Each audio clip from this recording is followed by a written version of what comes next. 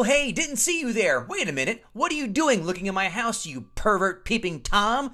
Kevin Goatee here, gutting the sacred cow. Guess what? New episode now. Hey, we've got Mike Davenport from the Marvel Universe Online Project who hates the 1985 action movie Rambo First Blood Part 2. That's right, he hates Stallone shooting Vietnamese and shooting the Russians. Before we get into it, we've got a live show, March 26th, Kerasotes Theater in Secaucus, New Jersey, 10 to 15 minutes outside of Manhattan. Get your tickets at eventbrite.com and then look for Gutting the Sacred Cow. Patreon.com and look for Gutting the Sacred Cow. Why? Because we now do our blogs there. So, few bucks a month and you get to see Kevin and I do some repartee. And now, without further ado, here's Mike Davenport shooting an explosive arrow into the chest of Rambo First Blood Part 2. Sorry, folks. Park's closed. Moose out front should have told you so. Kevin Israel, name that film. I had a couple rough weeks, so you're just laying it up for me. Really? Vacation. There you go. Which I would argue that in our discussion of sequels that are actually better than the originals, Christmas Vacation is better than the original Vacation. I am not going to shit on you. I disagree because there is nudity in Vacation and there is not a Christmas Vacation. No, this is good. Don't get me wrong. I think I call them 6 1/2 dozen. I'm not going to shit on your point. I just don't agree with it. That's fine. But that's fair. That's fair. Yeah, listen, we're allowed to do that once in a while, being that we agree 87.5% of the time on the shit. Kevin Goatee, Kevin Israel. Hey, we're back. How are you? And this time from Kevin Goatee's fatherland is joining Mike Davenport. Mike, what's going on, man? How are you? I am doing good, good fellas. I'm doing real good. I'm excited to go ahead and get at this sacred cow. Yeah, and truly, it didn't take long again because we like to have our guests have a few options because some of them were like, no one's going to give a shit. Mike said Rambo 2. I said done and done. Rambo Part 2, as I just said, is Mike's choice, which came out in 1985, a great year for film, I might say. Budget at the time, $25 million. A gross of $300 million. 2022 money, $66.1 million budget, $794.3 million. This was an MCU movie. How apropos with Mike on hand here, especially if you folks watching can see his background is just fucking impressive. Although I do question your choice of hanging X-Men Apocalypse movie poster in the background. That film is fucking trash. I do that to remind myself of how bad it can get. and then they made Dark Phoenix, which it got worse. I do that to remind myself that's how bad it can get. As we've learned through this podcast, Kevin Israel, those X-Men movies, sans except for First Class and Days of Future Past, don't fucking hold up at all. No, yeah, it's a rough go with the X-Men, especially since I loved them all so much. Well, and I was just convincing myself every time I watched them. I was like, this is good. This is good. And then on rewatch, you realize. Not me. I said X3 was trash from day one, and I was right. Not that I'm going on a limb by that one, but X-Men 1 surprised us. X-Men 2 has a few warts, but still's holding on. Honestly, the whole franchise could never really get rid of Bryan Singer's stink. He had issues. He had issues with the source material, and it showed. Are you sure you're not related to Task or resident X-Men basher on this podcast? Me and Task go way back.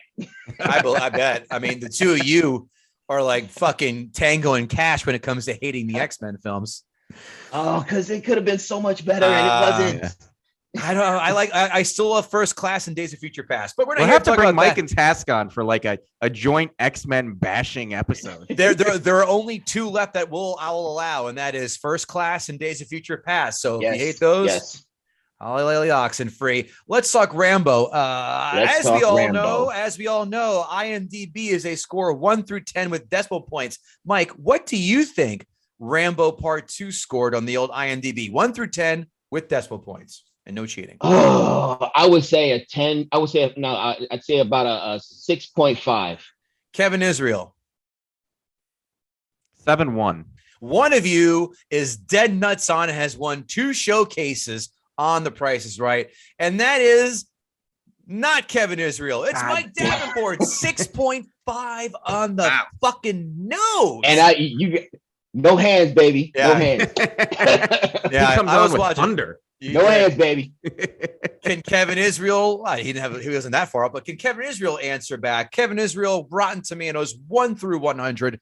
Critics score Rambo Part 2. I feel like the critics probably brutalized this movie a little bit, so I'm going to say a 58. How about you, Mike? I'm gonna give it a nostalgia swing, and I'm gonna say it a little higher than that. I give it about a 60 something, in the 60 range. Yeah, we need a specific number. Oh man, okay. 65. 65. Survey says 33. Wow! Wow! They went all Scottie Pippen on this one. Yeah. Wow. Hey, nostalgia meant nothing. Well, doesn't mean they didn't bomb it from jump. Audience score, Mike. Now it's your turn to see if you can go 2 for 2 and nailing on the nose. Audience Rotten Tomatoes score again, 1 through 100.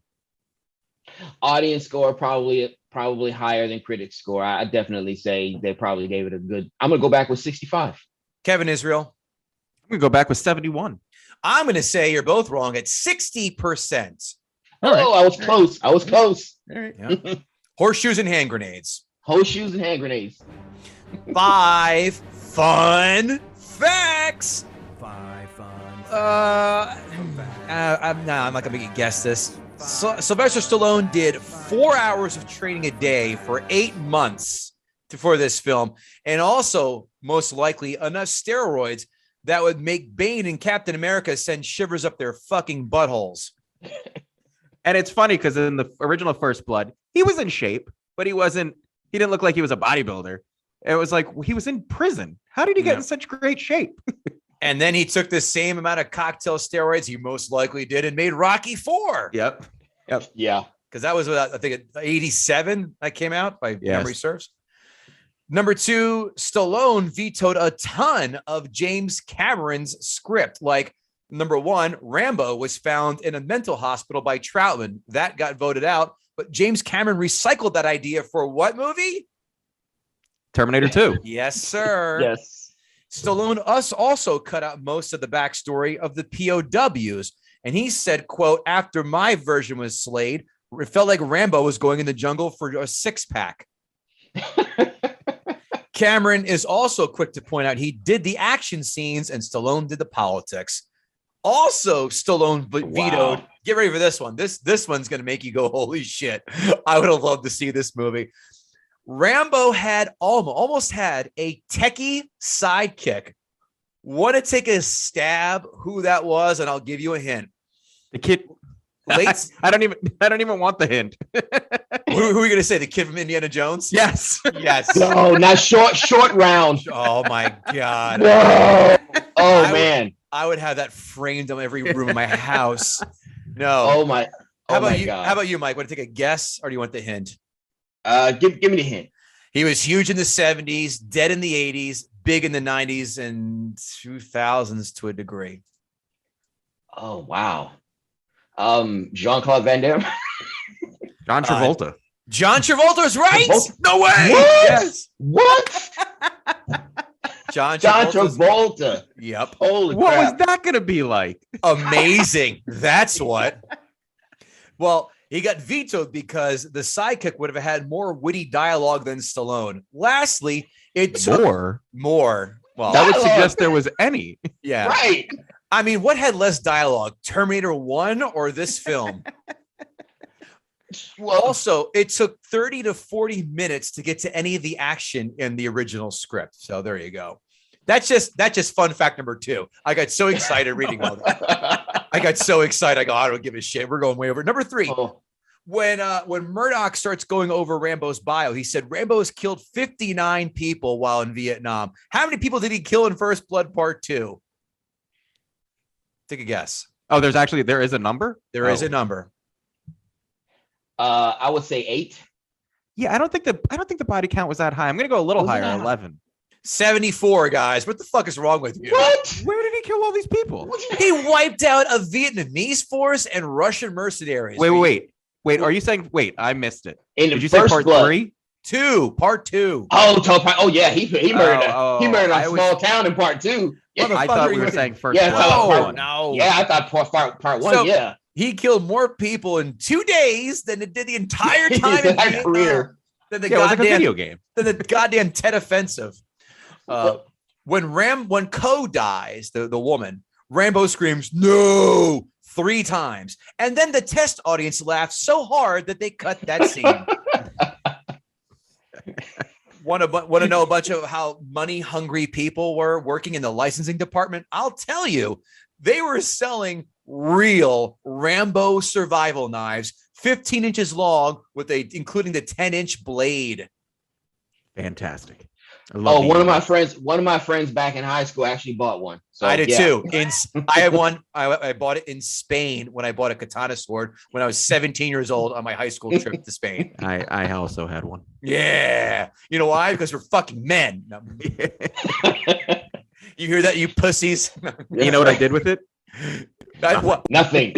Oh, you know what I did with it? I threw mine into a tree and it stuck. It went in so deep, but I can never get it because the weight distribution is so off.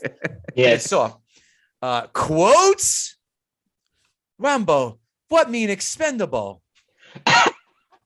How do you not drop that one? And the obvious, Murdoch, I'm coming for you. I'm coming for you. Israel, I left you one out there. I left you one big one out there, so you can take that one if you wish. I don't know what the big one is. I know the big one. There was one that stood out to me. Right. What you choose to call hell, he calls home. Right, that's one of them. Actually, I have 2. That's the other one.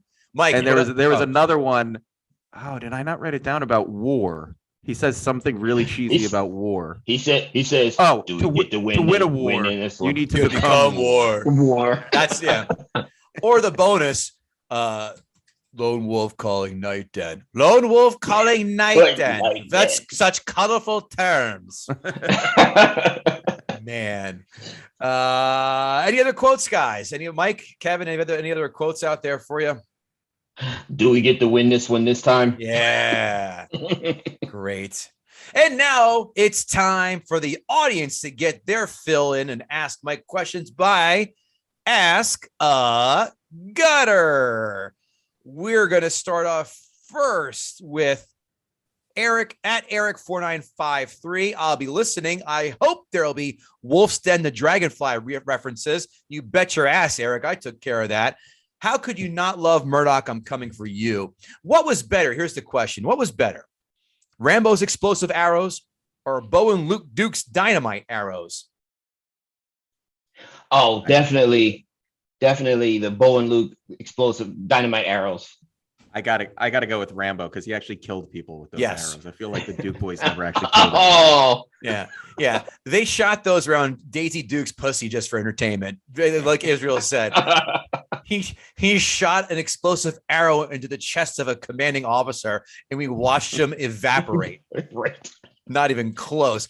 Next question, same guy, Eric4953. How much hair product was used on Stallone's head, and how big of a hole in the ozone did that create? They had to make sure he wasn't in the same scene with any fires. Oh, that's true. Yeah, his hair was amazing. That could end up like Michael Jackson in the Pepsi commercial in the 80s, right? Holy shit. That's a reference. Our old pal at Zyphos. My question is, which movie had the more homoerotic scene in it? Top Gun's oiled up dudes playing volleyball or the oiled up intimacy of Rambo gearing up for a mission? Top Gun. Without a question. Definitely Top Gun. Guys, they're playing jeans and fucking volleyball. So playing volleyball in fucking jeans. I can't. And with their hands wrapped. Yeah. And what song did they choose? Oh. Playing with the boys? What was that? Yeah. That was gay. That was gay even in the 80s. Oh, if you as a person didn't play volleyball at some point and play that song while you were playing volleyball, you're not living life right. The only thing missing was AIDS in that scene, and that's it. Next question, Matthew Dawson at Hopper 2400. Rambo has to cross over with an iconic 80s franchise. Which one would make for the best movie and which one would make for the worst? I mean, fuck, there are so many answers to that one. Right. Worst movie would be Back to the Future. Ooh, that's a good call. What do you mean 88 miles an hour? What's a flux capacitor? Biff Tannen would be dead in 3 seconds. He would be in the future, past, or present. I got to say, for best, I think I would go with Lethal Weapon. That's good. Oh, that is good. I was going to say Big Trouble in Little China. That would be good. Ooh, that would be good too. Now the worst. You tell me. Well, he said back to worst. Back to worst. Oh, worst. Worst. How about Howard the Duck or Monster Squad? One of those two pieces of shit. Oh, one of those two abortions. Definitely Howard the Duck. How about Sophie's Choice? Because that time we get to win. See, snuck that in there. Exactly. Next question. Has there ever been a quicker lover to death turnaround? Rambo gets a makeout session and 2 seconds later she's dead. Also, the sound effects for his bow and arrow are ridiculous. Happy gutting at Lord Snurts, or another buddy of ours. Yeah, I've never heard a bow and arrow make the boink sound like that before. Yeah. Well, you're not pulling it back with the strength of Rambo.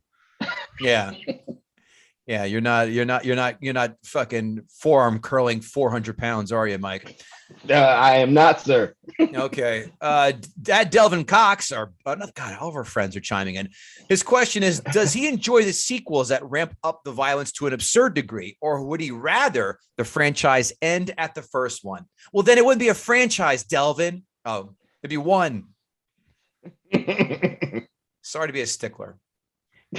So sequels or no sequels? What would you like to see? What would you like to see? Honestly, and I answered Delvin. I said, honestly, First Blood should have been Last Blood. Should have been one. Yep.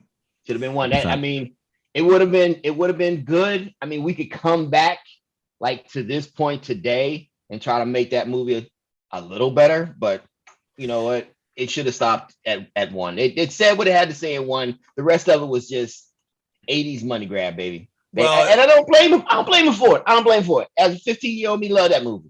Well, in the original First Blood, he kills himself when the police have him surrounded. Right. That's right. I heard that. But I disagree because I love Rambo 3 and Rambo, the fourth one, where he gets in the back of that 50 caliber machine gun and just shoots the living shit out of everybody, and then cuts the last guy's head off with the music hitting. Fuck, that's great. Rambo 5 is bad. It's Home Alone with a fucking 65-year-old man.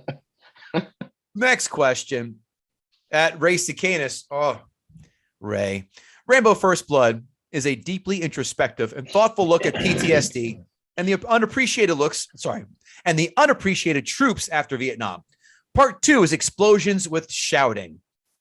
Funny, I call Ray's arguments explosions with shouting on the Who Would Win podcast. And when he comes on here. And his question is there another movie that you can think of that changes tonally as drastically while keeping the main characters or character the same? Honestly, Terminator. That's fair.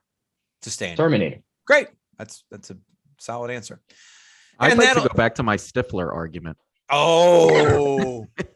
Yeah, but he changes in part 3 like a pussy. But that's my point. He starts off as just this cool jock and he ends up being a complete idiot asshole. A neutered queef is what he becomes.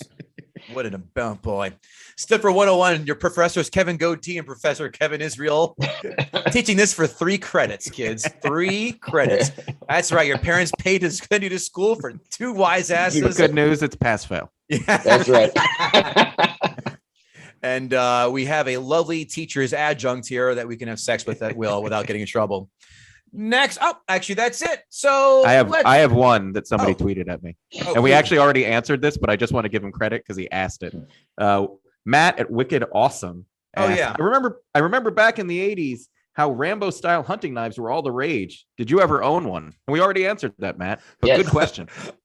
Unknowingly, we did because we're whatever. All right. Before we get to Mike, though, we got to talk, Kevin Israel, about our favorite sponsor. That is Athletic Greens. Holy hell. I took their Athletic Greens, their travel supply, with me to the Cayman Islands last week, and it was delicious.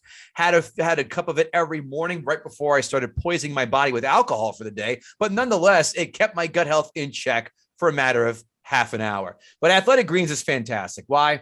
Because Kevin and I take it every single day with, a nice cold glass of water. It increases our gut health.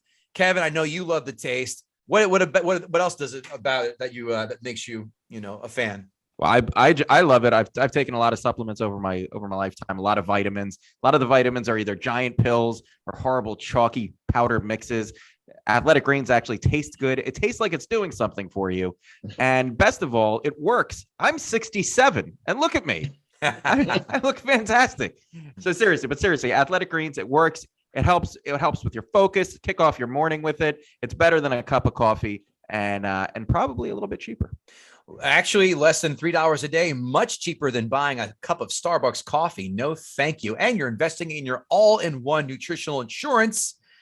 And of course, no nasty chemicals, no GMOs, less than a gram of sugar or artificial anything. It supports sleep quality. And of course, do not forget when you order us at athleticgreens.com/GTSC, you get a year supply of immune supporting vitamin D and five fun facts, 5 free travel packs that I took with me with your first purchase. All you have to do is visit athleticgreens.com/GTSC. It has over 7,000 5-star reviews. You just don't get that many with being a piece of shit, right? We have a lot of 5-star reviews, not 7,000. athleticgreens.com/GTSC. Thank you, Athletic Greens. And now, Kevin Israel, Mike is calling 6 hours ahead from the land of beer and lederhosen and ziggy-zaki and German potato salad. Yumma dum dum. Mike Davenport, is your time now to gut the sacred cow. All right. Let's get this started. Rambo First Blood Part 2. Oh my God. Like I said in the beginning, 15-year-old me loved this movie. Why? Because I was 15. And this movie was all sensory stimulation. I honestly, I was too young to even understand the first movie. This movie actually spoke to me because my brain was underdeveloped. So of course, today I look at this movie and I'm like, oh my God, this movie is a string of scenes.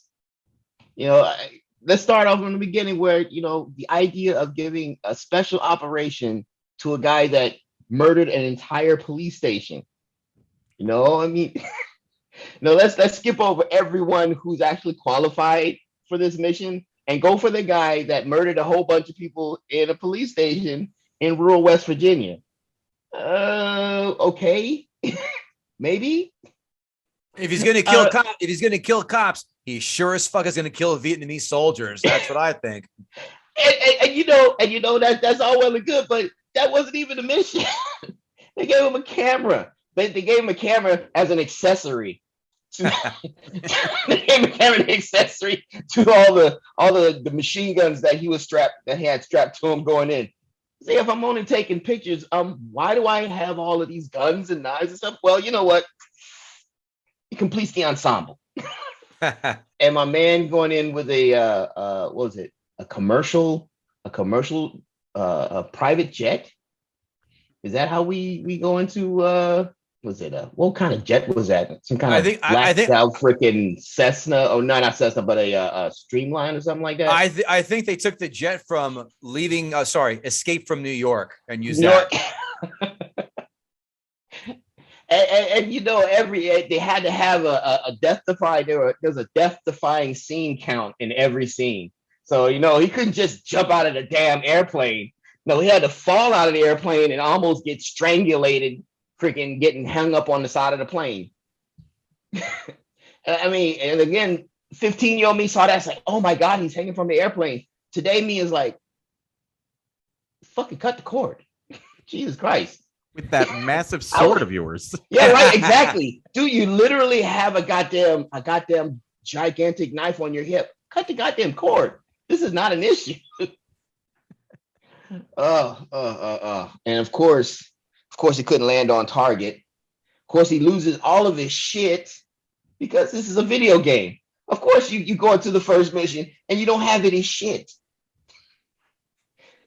So well, you can't just have anything without any stakes or roadblocks or any kind of issues.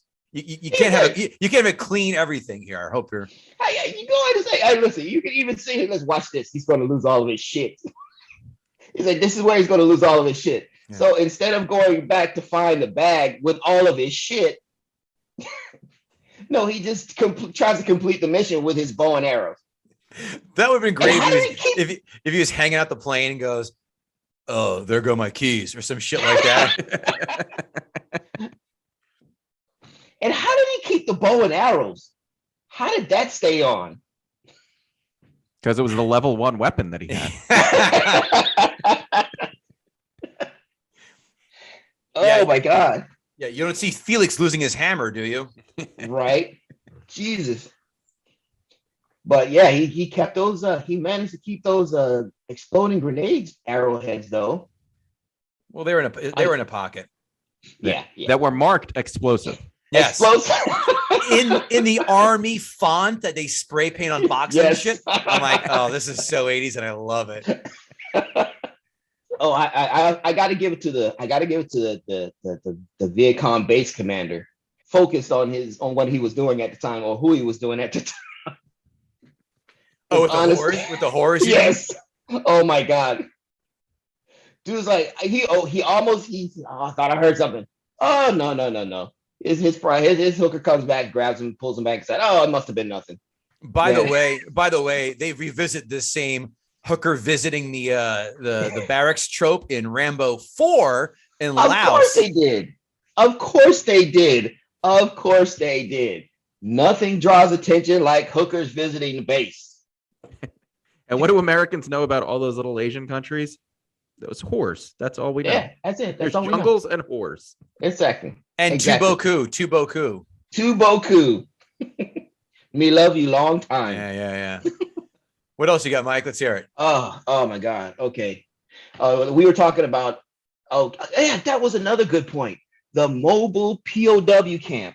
A mobile POW camp for 12 years. They kept those cats for 12 years in a mobile POW camp for what?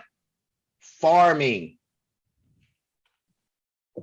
You keep American soldiers in a POW camp that moves so you can farm dope? That is the greenest form of energy, right?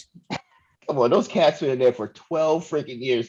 I mean, New Coke was about to come out by the time those guys came out. Oh no, I think it came and went already. Yeah. I mean, what was the point? What was the mindset of these cats thinking, okay, well, we got these American soldiers. What are you going to do with them? You know, there's no bargaining chip or anything, just farming. Yeah, they could have ransomed them and paid 100 farmers. Right, exactly. What was the point of that? What a job description. Come on to the coast, get together, have a few laughs, torch some POWs, you know. How was your day today, honey? We got to use the hot knife and leeches on this guy today. It was great. Always those leeches.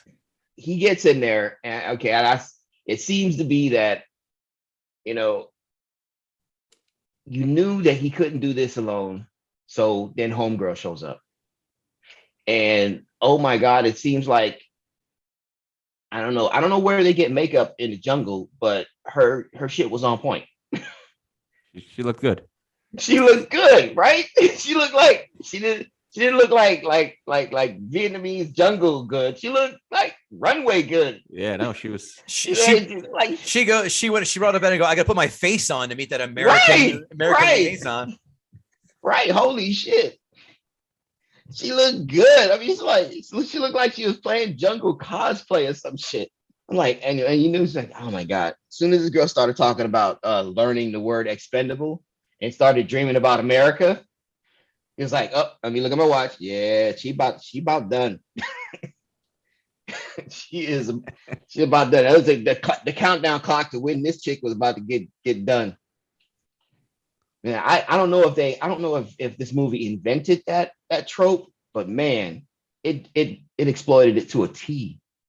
Huh. I was like, oh, she's done. What mean expendable? Oh, you're about to find out. And then Rambo went, and then Stallone made off 3 expendable films. Yeah, that was yeah, that's the punchline. That's the punchline. Waka waka waka. What else you got, Mike? Oh my God. Oh, and of course, we couldn't just have our bad guys be the Viet Cong. That's so 70s, 60s, 70s. With this movie is a transitional movie. So we have to transition from our old typical bad guys to our new typical bad guys. And then come the Russians. Which oddly enough, everything seems to be coming full circle with that. But anyway.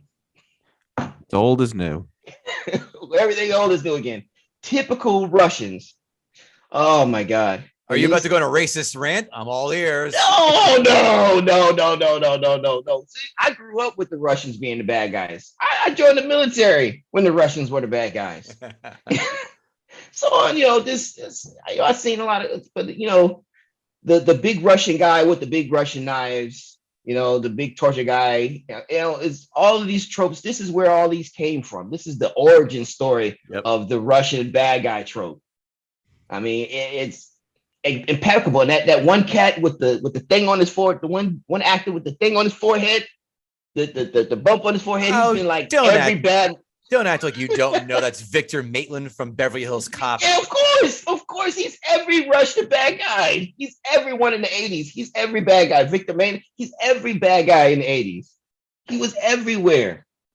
That cat was perfect for that role. Typecasting pays.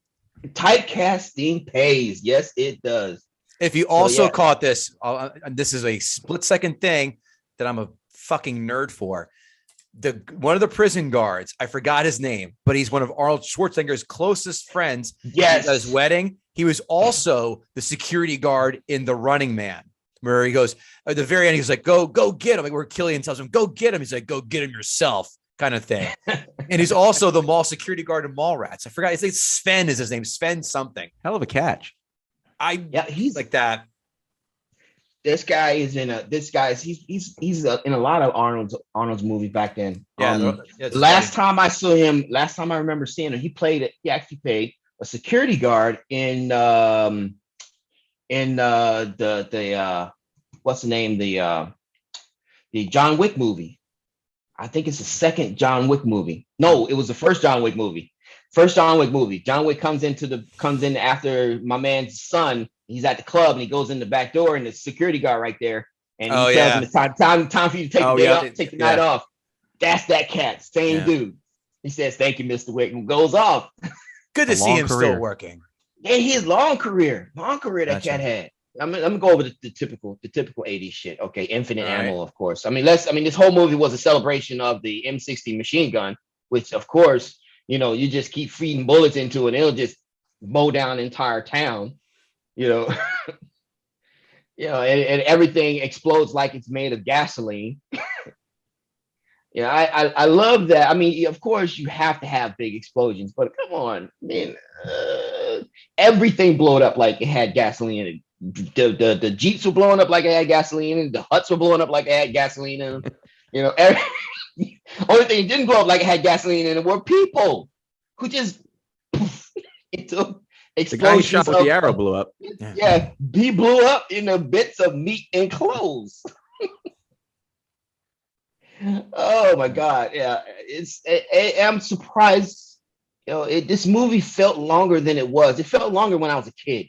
Somehow this movie just kind of, in the end, I was like, "Is it over yet? Is it over yet?" And then, he still has to go in. He still has to, celebrate the M60 for one last time and shoot up the evil computer, which of course, third bad guy in the movie was the computer. It's true. Taking away our jobs. Oh my God. Yeah. This all around, dude. This is a movie made for budding high school testosterone. All right. Give me a number, Mike, 1 to 10 of your opinion on this. Oh my God. This movie is a solid 3. I like solid 3. All right. That's some hatred. I'll buy that. Solid 3. Kevin, I'll go first this time. These notes brought to you by our live show, March 26th at the Secaucus, Kerasotes Theater in Secaucus, New Jersey. Come hang out with Kevin Israel and myself and Bill Ann. As I was fucking getting their own celebrity couple name, Bill Ann. I'm going to tell them that. Bill Schulz, Joanne Nosuchinsky. We're doing it live. Again, we're going to watch Office Space as per their request and do a live podcast right after that in the theater. Tickets, go to eventbrite.com and search for Gutting the Sacred Cow podcast. Get them now. They are moving. Last one sold out. Don't be left with your dick in the wind or your labias in the wind. We don't judge or whatever. Notes.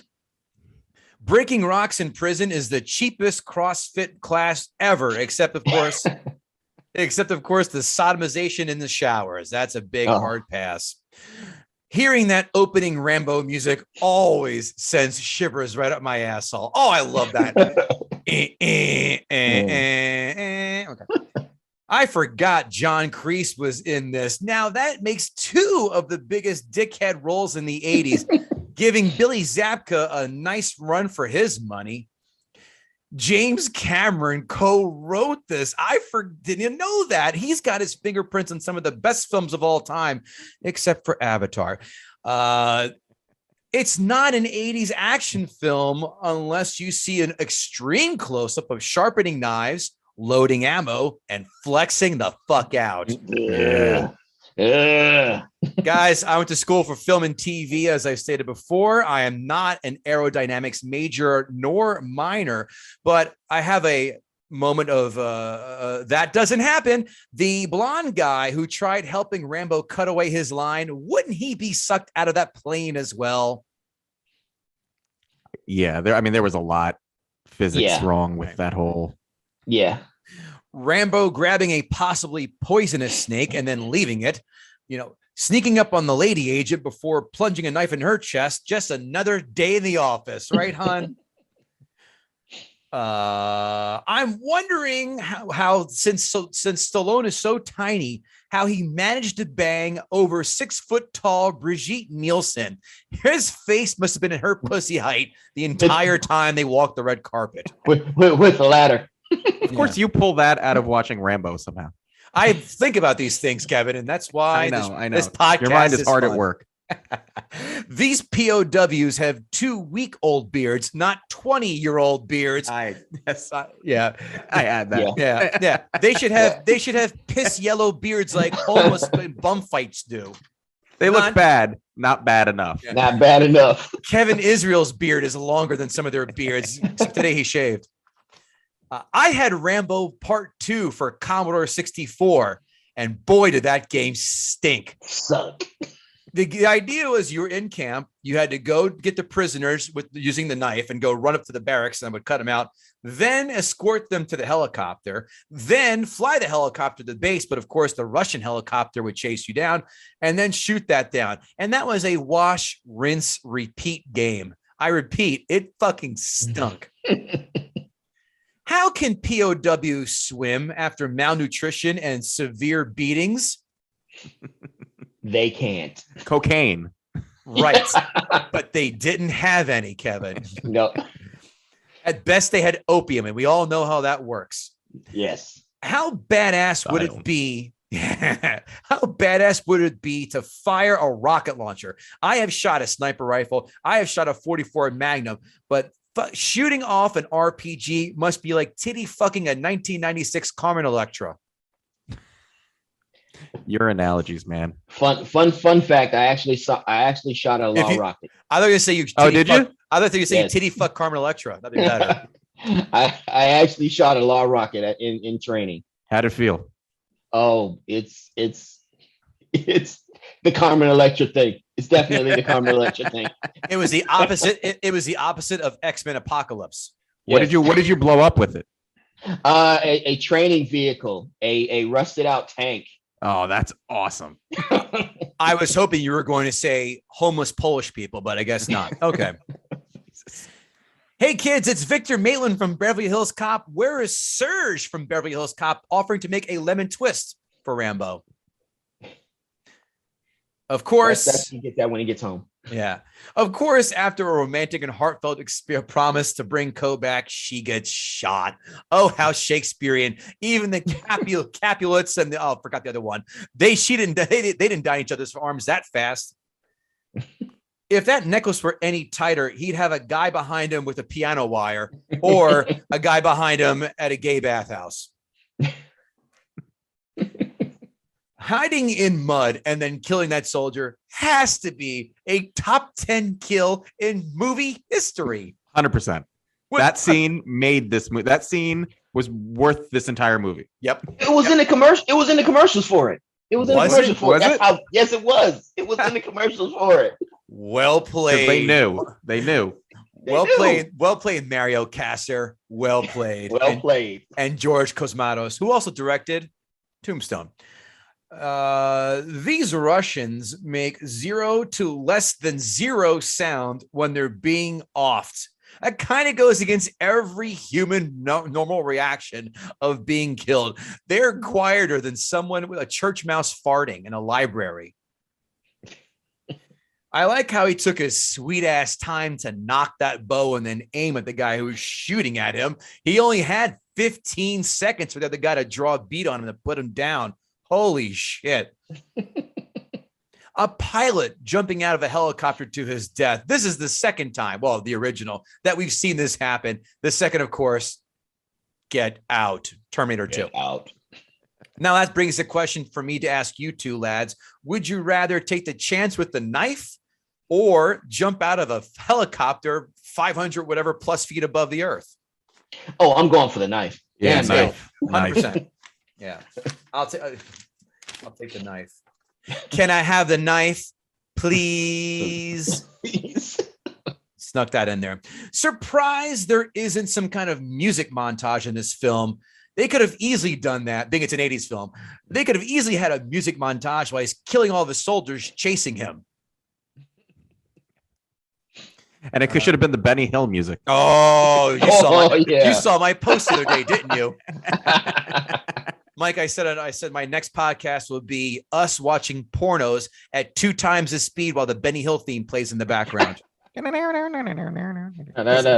doesn't miss. Doesn't miss. I mean, let's get ready for another majestic That Doesn't Happen. The Russian helicopter takes, I counted, 10 Mississippi before Victor Maitland is about to press the trigger. Stop it. That doesn't happen. We've all played video games. You see that guy? You fucking open fire. Yes. Oh my God. There's no waiting for dramatic effect. Right. Is he alive? Right. Is he dead? Right. Well, quite the milquetoast reaction from the staff when Rambo announces he's returning with POWs. It was more, I've seen better celebrations in Star Wars Episode 9 when they blew up that Death Star knockoff wannabe. I call that the community college greeting. We're like, yay, yes. Great, all right. Yay. Fuck that film. Rocky, Rambo, and Rhinestone Cowboy. What range does he have here, kids? Does he know any limits? No.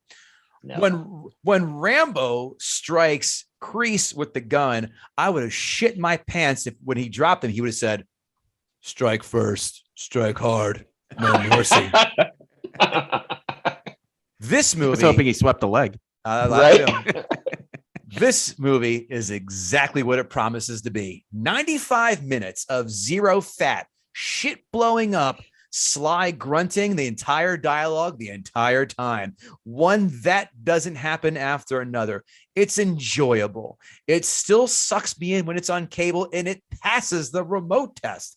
And I love seeing the same bad 80s bad guys on rotation as different characters in different films. Oh, that was sweet.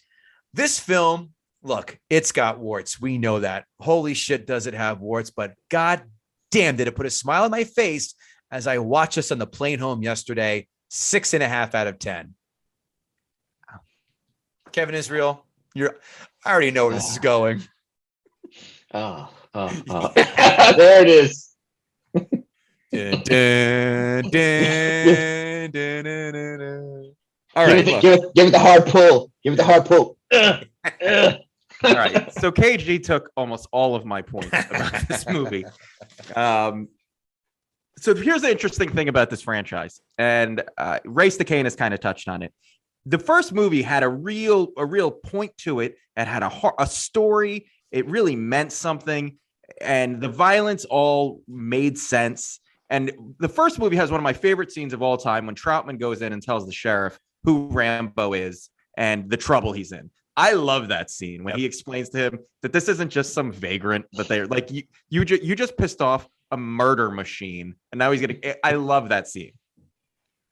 Then you switch to this movie, and this movie actually has an interesting story too. That the government trying to cover its ass by using a vet, and actually that's kind of why they picked Rocky, but they never Rocky. why they pick Rambo, because they knew he was expendable. He was a guy who was in jail. They were sending him in to a meat grinder, to choose a word from Predator. And it didn't matter if he got out, and they were able to lose him because nobody was going to ask any questions. So there was a really interesting story in there. Murdoch, you assume, works for the CIA, I guess, but they never really come out and say that. But he was an interesting character. That whole dynamic there between Murdoch and Troutman and Rambo was a really interesting dynamic that I wish they would have gotten into a little more. But that's not what this movie ended up being. This movie started out, clearly it had a real story that they wanted to get into too, also like First Blood did. But then they were just like, you know what? Nobody fucking wants that. What people want is Sylvester Stallone, shredded, oiled up, flexing for 90 minutes. He flexed in every scene. I got cramps watching Stallone because every time, nobody walks like this at all times. He was walking just with luggage the whole time. It's crazy. Veins were popping out on him. It looked like he was taking a shit, and not a good one. The whole movie, he was so flexed and just juiced, roided up. It just spectacular. This movie just is an 80s asshole shit fest. Like this is as 80s as you get in this genre of movies. And this movie set the scene for so many other movies that tried to be it. This movie had so many great tropes. It had the reluctant hero being dragged back into the fray. It had the guy reading, the commander reading the hero's jacket and going through all of his accomplishments. And this isn't the guy you want to mess with. It has the exposition. It has the scene, and every movie, just Commando outdid this movie's arming up scene. But the headband, the knife, the arrow, getting it, the music in the background, and then you're done that, and you're like, I want to go beat up somebody. Like this movie did that for you. And I have to say, bringing up Commando, this is First Blood Part 2 is technically a better movie than Commando, but I like Commando better. Commando is a more fun. I'd rather watch Commando. But on paper, this movie has a much better story and almost kind of makes more sense, where Commando is just a video game. Commando is literally like, this movie has video game scenes. Commando is a video game that I'll watch over and over again. And I think Commando is much more rewatchable than this movie. This does have a better villain. This has better villains. I'll say that. And I love Commando. Villains are better. Yeah. But Commando just fully accepts what it is. Like Commando is fully... The Commando is the next form, like the final Saiyan of what this was doing. This movie was still trying to be like, no, we have a political agenda and we have a story we're trying to tell, and see, there's meaning behind it. Oh no, look, he just shot an arrow at a Jeep that blew up and then blew an entire bridge up because physics doesn't matter. The other funny thing about this movie, and nobody touched on this, so I want to talk about it. This movie which did have a political agenda, super violent. Just nothing about this should have been for kids. And then it bred a cartoon cartoon series. I forgot and toy line. the mention of the cartoon, and they had the toys too. Damn it! So did I. I had the six tire truck. I had a couple different Rambos. I had Troutman. My brother had Rambo. And the problem with the Rambo toys were so much bigger than the G.I. Joe action figures, which were actually G.I. Joe was always my base toy, and then everything else had to interact with G.I. Joe. And the Rambo figures were like 10 inches, and the G.I. Joe action figures were 6. But the weapons the G.I. Joe, the Rambo figures came with were amazing, and they were all super realistic and spot on to this. Even his knife looked amazing, but a toy company watched this movie and was like, we need to market this to kids. Kids. This is what kids are for. Like if you went to most people and said, hey, what was Rambo's main weapon in the movie? They would never say a bow and arrow. I forgot that it was a bow and arrow. But the weapon he uses the most in the movie is a bow and arrow. He kills more people with the machine gun because they just all line up and he just shoots them all down with the M60. But he's basically an archer. He's like, he's Hawkeye before Hawkeye was Hawkeye. And even Hawkeye would watch this movie and be like, nah, bro, that's not how a bow and arrow works. He's a less gay Robin Hood. But I loved this movie as a kid. I was 10 when this movie came out, and I probably didn't see it till I was probably 11 or 12. And I don't remember anything about the storyline of this movie. I remember flashes of this movie. I remember the torture scene. I remember being really tough. I remember that being a really tough scene as a kid. Watching it now was like, that was everything that happens to him. He gets a little scratch on his eye and then shot a couple times, and then he murders everybody. And one thing I loved was the girl Ko, whatever her name is, breaks into the camp, and it looks like she's going to save him. But they couldn't let a woman save Rambo. And so he just somehow beats everybody up in the room. You know, whatever he did, I can't even remember what he did, but he somehow he distracted them with the radio, and then he just beats everybody up. And she kind of ended up showing up for really no reason. And I feel like the original way he was going to be rescued by her, and Stallone was probably like, no, nobody rescues me. I rescue me. And they were like, all right, Sly, do whatever the fuck you want. Just fuck the plot. She shot. Didn't she shoot one of those cats? She shot a few guys. She shot a few guys. She shot a few guys, but she didn't save him from being tortured. He did that himself. My one issue at the end of the movie was, why didn't Rambo blame Troutman for everything that happened too? Rambo had no reason to believe that Troutman wasn't in cahoots with them, but he shows up, kicks what's his name in the nuts, or hits him in the nuts with the gun, goes and shoots an entire computer bank, which I love 80s computers, just flashing lights and buttons that don't make any sense. Reel-to-reel machines that spin. And the bullets, by the way, if you watch, nothing happens to the computer. There's like sparks shooting out, but nothing actually blows up or falls apart. But he never blames Troutman for any of this. And as far as he knows, Troutman was in on it all. There was no reason he had to believe that Troutman wasn't in on it all. Through the whole franchise, there was a theory for a long time that Troutman was actually behind all of this.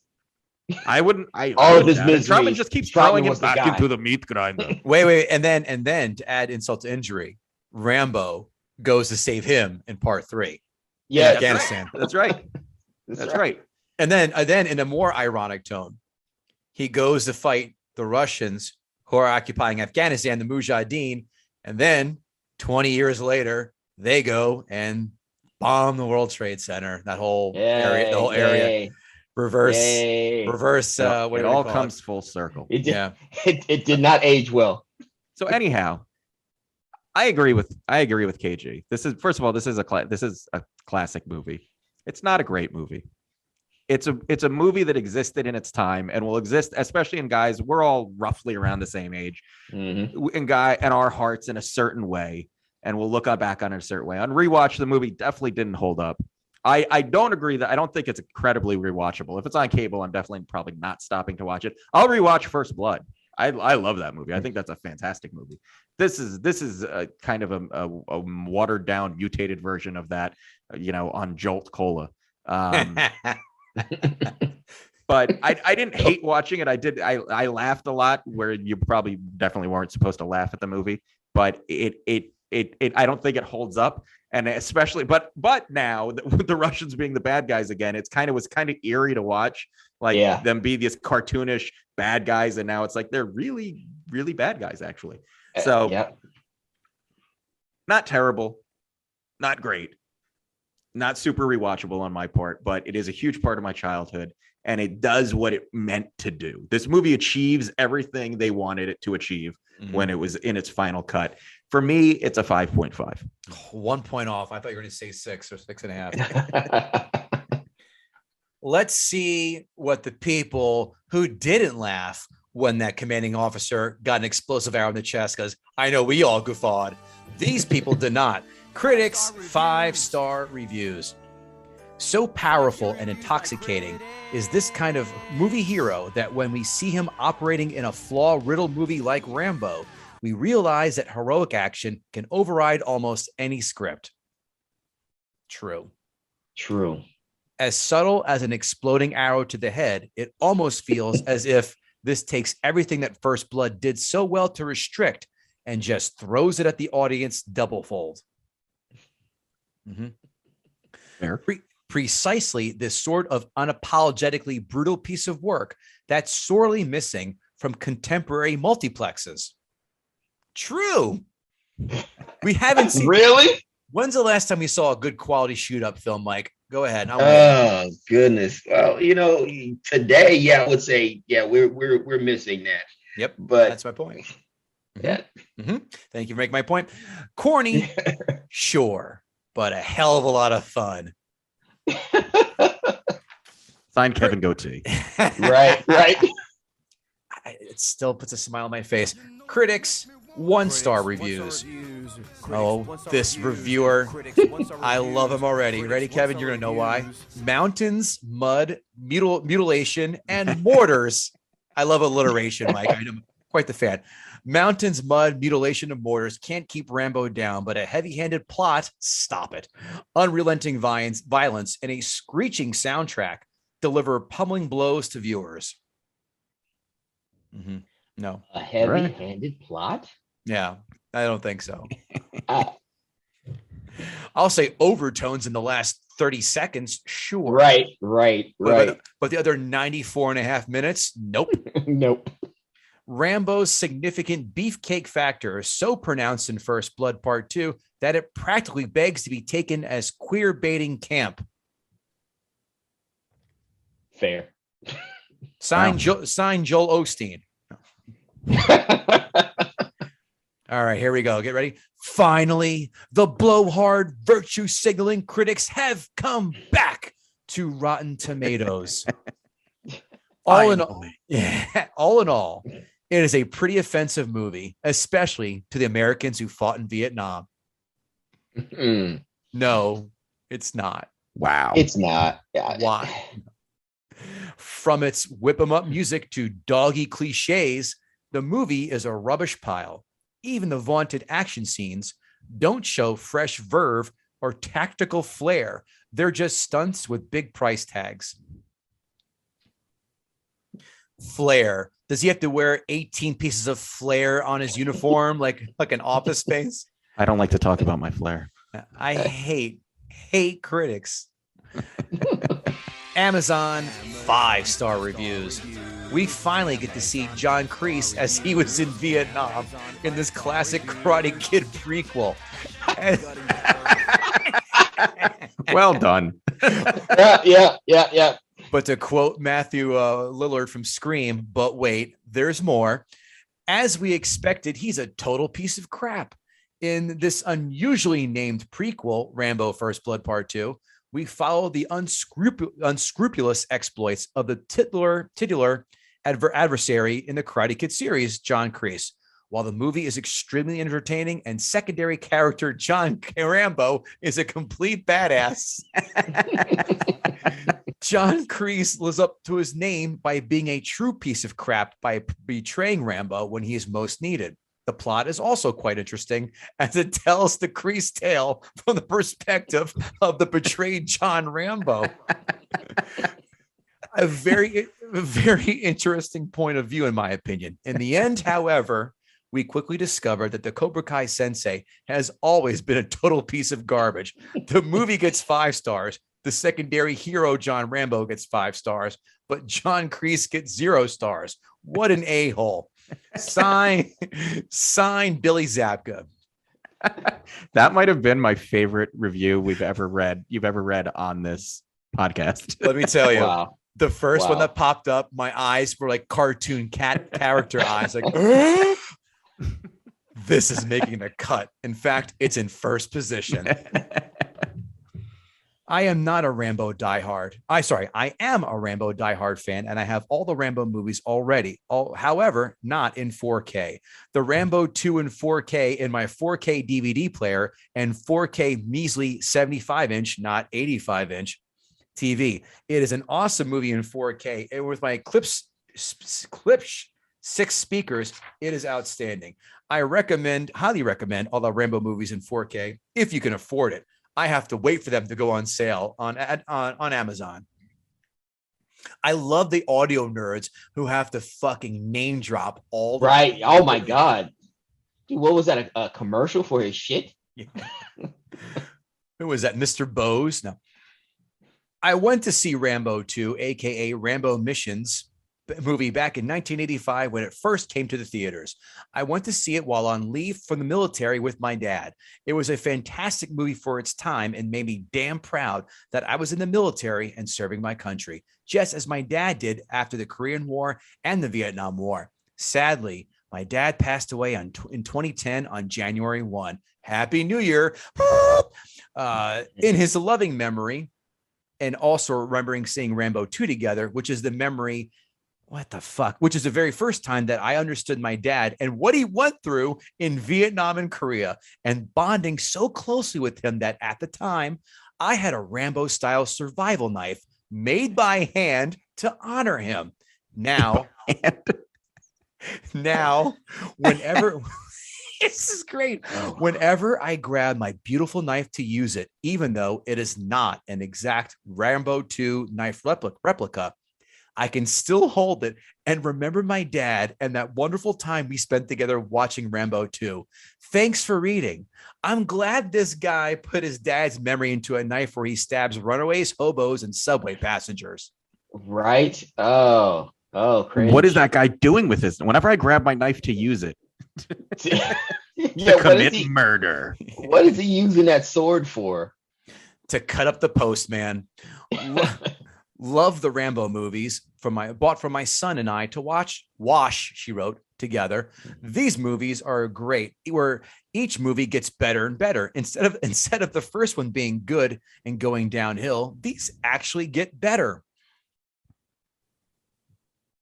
Interesting. Okay. Had to show my son the world of Rambo. What a world. Yeah. Wait till you should have showed him Rambo Part 2 for Commodore 64. He would have checked right the fuck out of that world. We liked the action. The story is horrible, though. My wife kept hiding her eyes from the blood and violence. Maybe the wife just wasn't hiding her eyes, guys. Maybe she was just diddling herself at the same time and picturing that she was a POW that was rescued by John Rambo. Maybe that was the case. Amazon 1-star reviews. By the way, Mike, has anybody told you you look like Tommy from the show Mornin? Yes, I get that all, especially with the beard now. Yep. Amazon 1-star reviews. I watched this for a paper I had to write for class. What shitty community college are you going to? Let's play that game. I understand this movie was made at the height of the 1980s Macho Man popularity, but the historical inaccuracies made me want to tear my hair out. Guys, if he thinks there are inaccuracies in Rambo, wait till he watches Demolition Man and finds out Schwarzenegger was president. Oh my God. Yeah. I don't go to Rambo for the historical accuracies, please. This one is long, but Kevin Israel, this may be the other favorite review you've heard today. Ha ha ha, fooled you. I actually love this movie and I freaking love to be an American. This movie demonstrates why.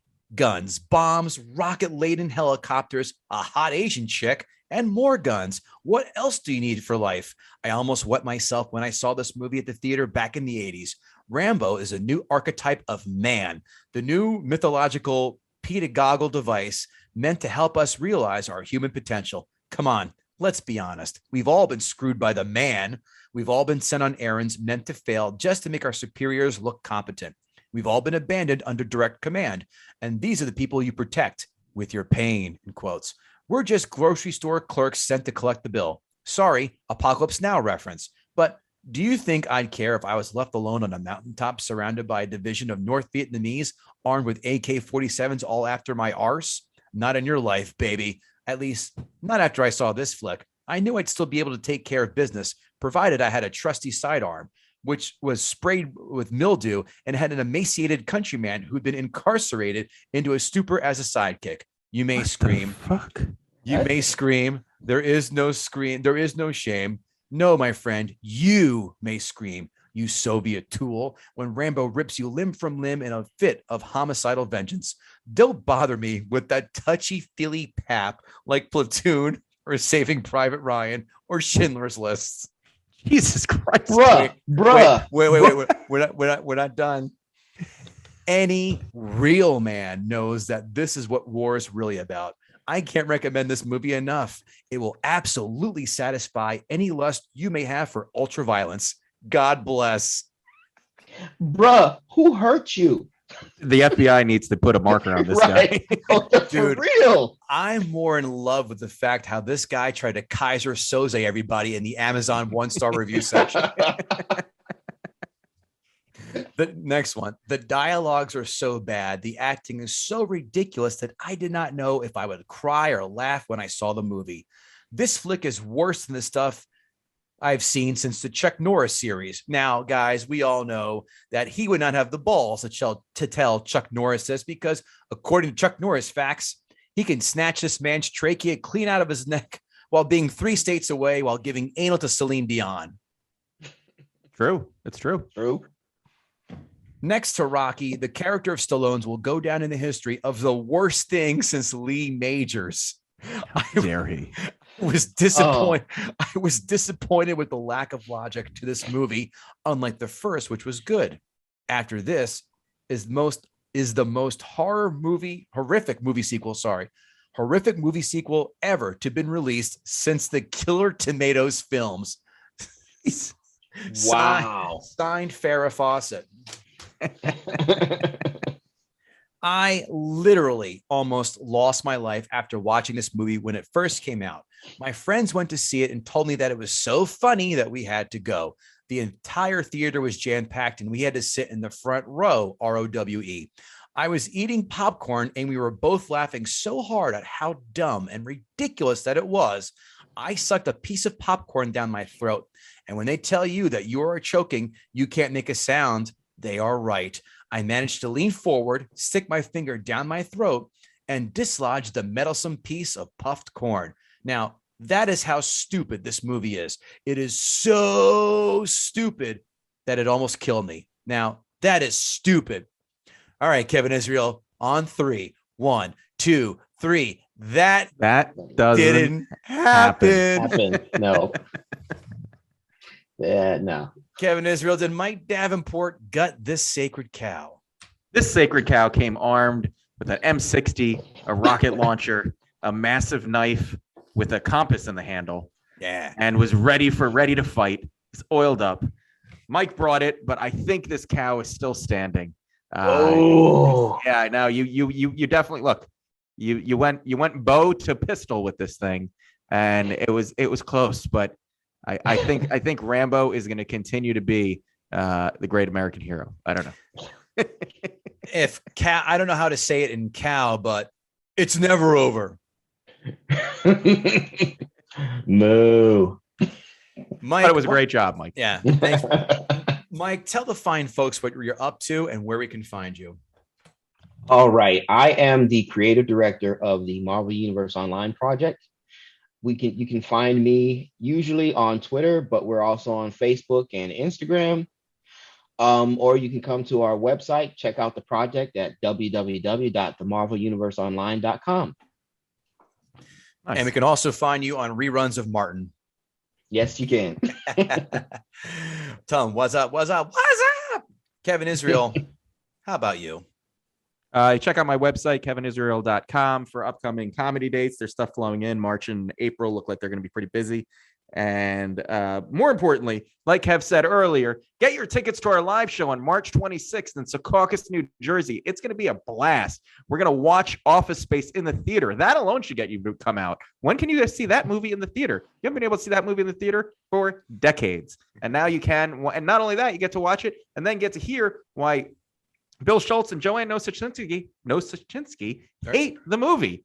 It's going to be a blast. It's going to be a great time. Our first live show with Karate Kid was awesome. This is going to be even better because we're released from all the COVID restrictions. So we're going to fill that theater, and you should be one of the people filling that theater. So go to eventbrite.com, check out us at Gutting the Sacred Cow, buy your ticket, be there, and have a blast. Well, that was beautiful, and almost as beautiful as what David Gray had said on our YouTube page. I'm not going to read the first part. Yeah, I will. Not a fan of this guest. I won't say which episode, but I'm a huge fan of this show. Heard about it while listening to Who Would Win and promptly binged the whole catalog. I'm surprised GTSC isn't bigger. Great show with a no holds barred kind of attitude. Nice shit like that makes us smile. And you can do more making us smiling by going on our podcast pages like YouTube, like Apple, like Spotify. Oh, you can't leave a review on Spotify. Go on Apple, make our lives easier. And leave us a 5-star rating, 2 or 3 sentence review. guttingthesacredcow@gmail.com, guttingthesacredcow.com to buy some sweet ass merch, long sleeve shirts, short sleeve shirts, hats, mugs, bags, cell phone holders, you name it, we have it. And like Kevin said, less than a month as we tape this now for our live show. It's going to be a blast. Eventbrite.com, like Kevin said, and search Gutting the Sacred Cow. And of course, we can't thank our guest, Mike Davenport, enough for coming on. Mike, thanks a lot, man. Awesome We had stuff, a blast. Mike. We appreciate it. And we will see you all later. Take care. Bye.